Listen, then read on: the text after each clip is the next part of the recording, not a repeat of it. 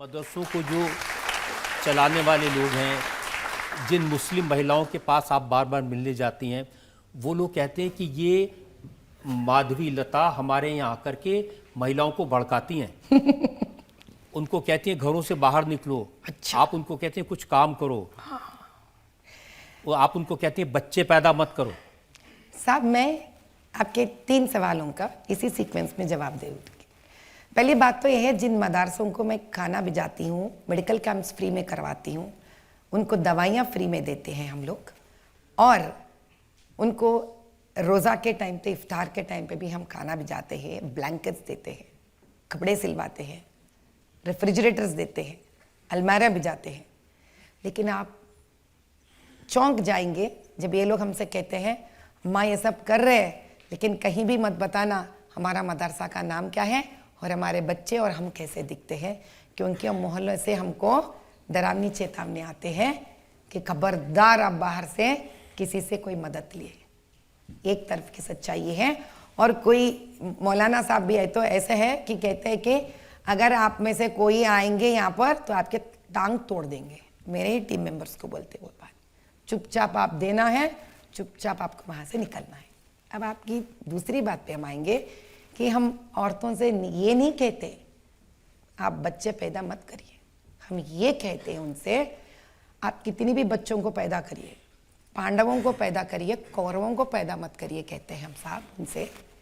हम ये कहते हैं उनसे कि आप बच्चों को भी पैदा करें, लेकिन उनको खाना नहीं दे रहे आप, उनको कपड़ा नहीं दे रहे आप, उनको पढ़ाई नहीं दे रहे आप, तो देश के लिए किसको दे रहे आप? क्योंकि सिर्फ एक माँ ही जान सकती है कि, और एक माँ की दर्द कि माँ आप बच्चों को पैदा करो, लेकिन देश के लिए नाज बनाइए उनके। एक छोटा सा बच्चा जिसको पता तक नहीं है उसने क्यों इस धरती पे आया है, वहां तक उसकी जिंदगी चली जाती है जहां पीछे पलट के मुड़ने के लिए थोड़ा भी गुंजाइश नहीं बच जाती है।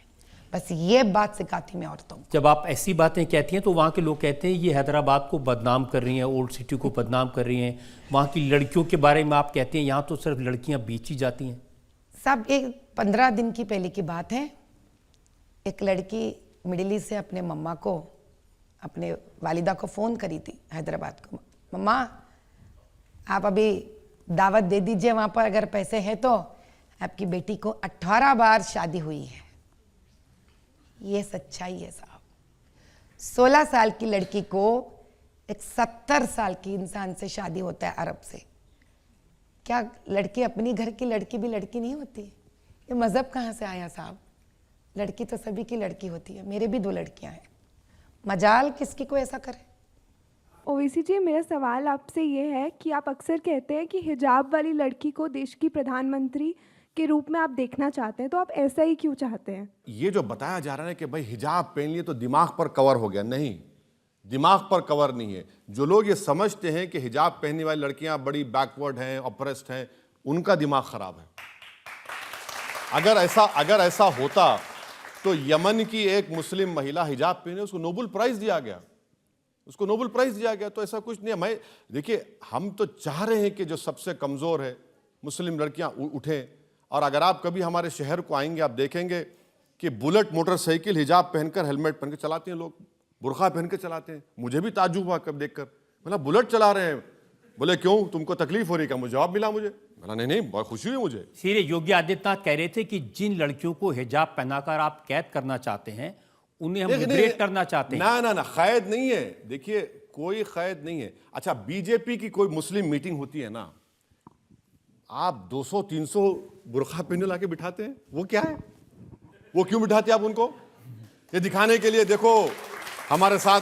अच्छा, वो जो लाके बिठाते हैं वो देश को दिखाने का नहीं है, वो दिखाना है गल्फ के बादशाहों को, हमारे साथ मोदी मुसलमान है, अमेरिका को दिखाने के लिए।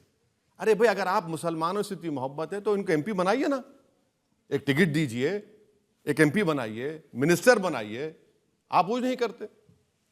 वो कह रहे थे हम लड़कियों को इज्जत देते हैं, हम लड़कियों को लिबरेट करना चाहते हैं, उनको बड़ा बनाना चाहते हैं, वो फौज में जाएं, वो डॉक्टर बने, इंजीनियरिंग बने। आप जब गोली मार रहे हैं, आप जब बुलडोजर इस्तेमाल कर रहे हैं, आप महिला के नाम पे घर इलाहाबाद का पति को नोटिस देके घर तोड़ देते हैं, तो आपकी कौन सी बातों पर हम यकीन करेंगे? सितमगर तुझसे उम्मीद वफा होगी जिन्हें होगी, हमें तो देखना यह है कि तू जालिम कहां तक है।